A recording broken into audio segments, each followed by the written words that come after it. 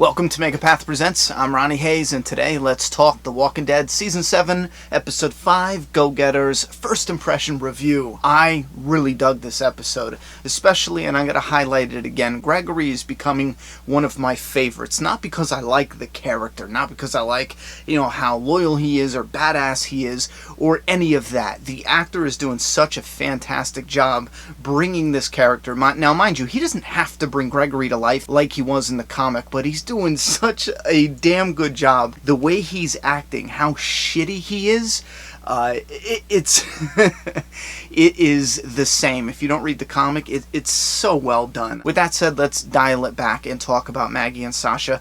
I really like how they attach these two characters and they're connecting their stories. Now, before Abe and Glenn died, they started doing some setup work with those two characters. And then now, looking back in retrospect, you can make the comparison how Maggie was a character who we got introduced with her in Season 2.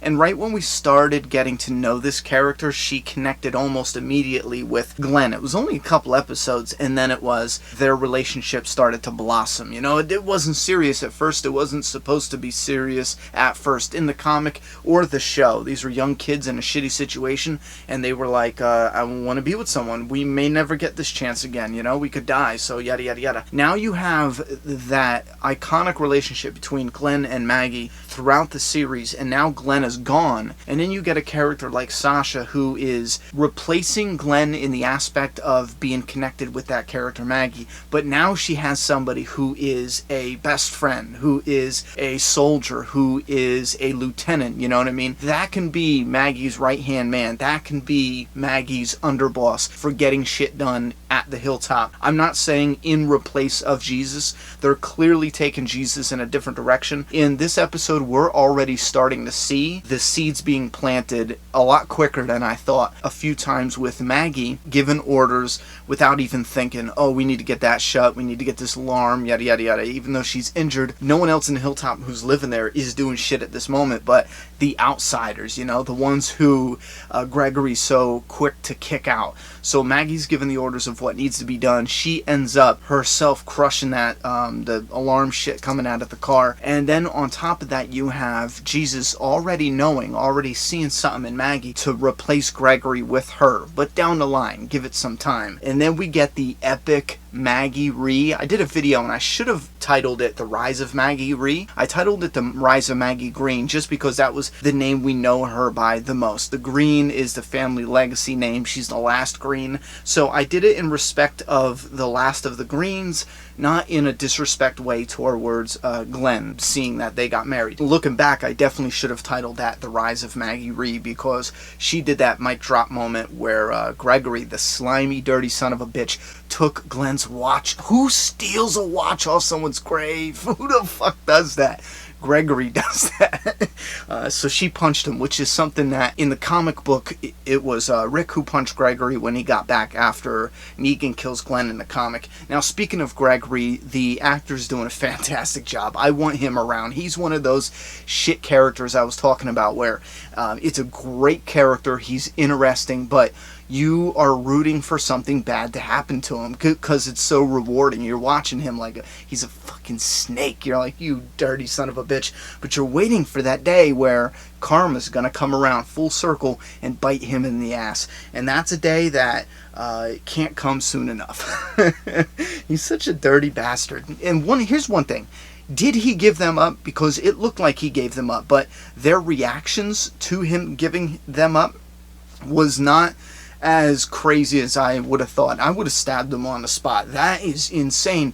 And if he did give them up, wouldn't he be worried? Because the whole time he's scared about them finding out they had a deal. That's his biggest worry. Wouldn't he worry about that just blowing up in his face? Correct me if I'm wrong. I will have to rewatch it. That's one of those scenes where I don't feel comfortable that I know exactly what went down. Because I'll tell you right now, it looked like Gregory gave the girls up because he said, I told you to hide them in the closet in the hallway. And then he was at the closet. Jesus was saying no. And then he pulled it open and it was just scotch. What if Gregory said, I have two people hiding? You know what I mean? It looks like he said, I have to show you something in the closet, and then boom, the girls weren't there, and then he was like, oh shit, here's scotch. That's what it looked like, which, by the way, Simon is fucking I love Simon too. He's another one of those characters that he's a bad guy, sure, fuck, whatever, but he's so damn interesting on screen, and the actor's killing it. The part where he's like, do you mind, can you slide that back in the box? As if it was a question, and he's like, oh wait, hold on, let me repeat myself. Can you slide that back into the box? Period. Yeah, that shit had me dying because the first time he said it could be interpreted as a question. Well, obviously, Now, real quick, so I'm trying to piece this together as we're watching it. From the looks of it, it definitely looks like the Hilltop was dealing with the group at the outpost solely at this time that Rick and gang killed. So that was the group that was in charge of dealing with the Hilltop, and now it's Simon, since they're all dead. And I love that whole interaction there. There's a lot of tension there, and a lot of wondering what the Saviors are going to say. How much do they know? How much do they suspect? And those two actors together, they killed it. They did a fantastic job. Now that they're wiped out, Simon is going to be the one to deal with them there. The service is something they did not highlight in episode 4, but they did kind of imply it when Negan was like, see that? Service. And they made that clearer in this episode where he said that they pushed a car in there with the noise, so that way the walkers followed the car in there, and then they were supposed to come in, from what Simon is saying, if he's being honest, which I think he's got to be being honest at this point. Why lie about this?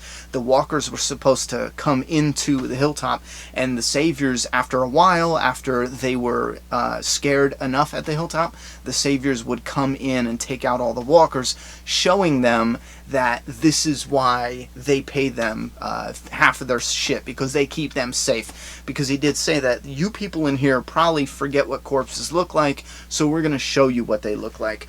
So if anyone was confused, that's what I got out of it. Let's move over to a couple negatives. Carl and Enid, their scene felt a little flat here. I will say, though, I loved Maggie catching Enid out on the grave. Her coming out and seeing the balloons on the gravesite, oh, I love that. I love that shit. And then afterwards, Sasha's like, why is there balloons on Abraham's grave? See, that is a great way to give us something that melts your heart, and then you get a little chuckle afterwards. Anyway, back to some cons. Carl and Enid's, their shit felt a little flat. They found roller skates, so the skates fit, alright? They find 2 pairs that fit them perfect. Now, I'm not saying they're perfect. Maybe one was a little big. We wouldn't know, but it'd be nice if they put a line in there that said, these are way too big. They're, it's gonna give my foot blisters, or Carl said, these are so tight, my foot's gonna, I don't know, explode. But yeah, they find roller skates and they go, and I really wish they would have taken that out. I get it, it's sweet, and it highlights the budding relationship that might be growing between those 2 characters, and it even did a callback to the comic, which I thought, like an Easter egg, where they were holding hands, if that's what they were going for. For those who are wondering, Enid is kind of taking some of comic Sophia's storyline, so that's why I thought it was an Easter egg. But their whole shit with that relationship and finding skates, I really wish they would have just scrap the skates altogether, because think about this, every time our group is going and traveling, it's difficult. They run into shit. There's problems along the way, and then you get the 2 kids, they leave and they're going to the Hilltop. Not only is it like no problem, they seem to make it there easier when they don't even have a vehicle for the most part, but they get their own roller skates. It's just, for a moment I was just like, let's get past this. With that said, we got the ending I loved, where they drowned out almost all of the sound. It was faint, it was subtle, and then you hear that knife that Sasha is sharpening. From the trailers, we've seen it, so we can, recognize the sound. We know what's coming. But the way they did that, though, utilizing the sound and the effects, you picture Sasha imagining the opportunity to use this to kill Negan.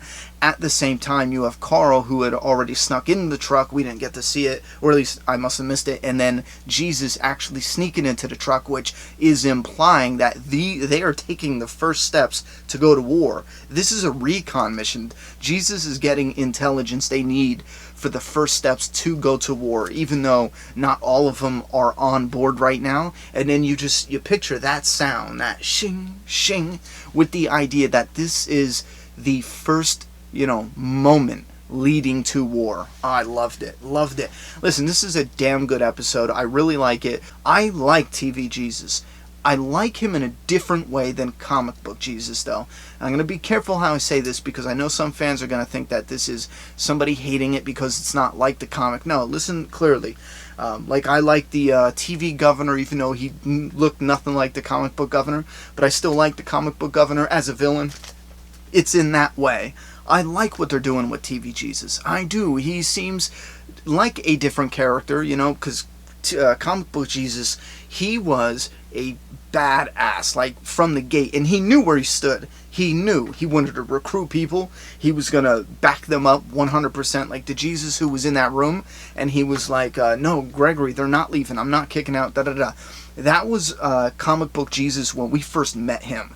He told somebody off at a bonfire who tried to attack Rick Grimes, and he was like, listen, you punk bitch. Like, he put people in their place from the moment we got introduced to him. He was about it and ready to go to war.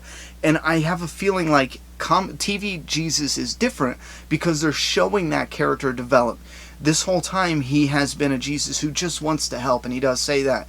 And we're going to see him evolve, which is, I think, it's very smart, and I do like it. If this is what they're doing, he's going to develop over time into the Jesus we know from the comic book, if you follow what I'm saying. They're not completely different, but there's those subtle differences, and I'm enjoying it all. I really, listen, good vibes with this episode. I really liked it. Really dug this episode. Was it necessary to get Rick Grimes for like 30 seconds of screen time?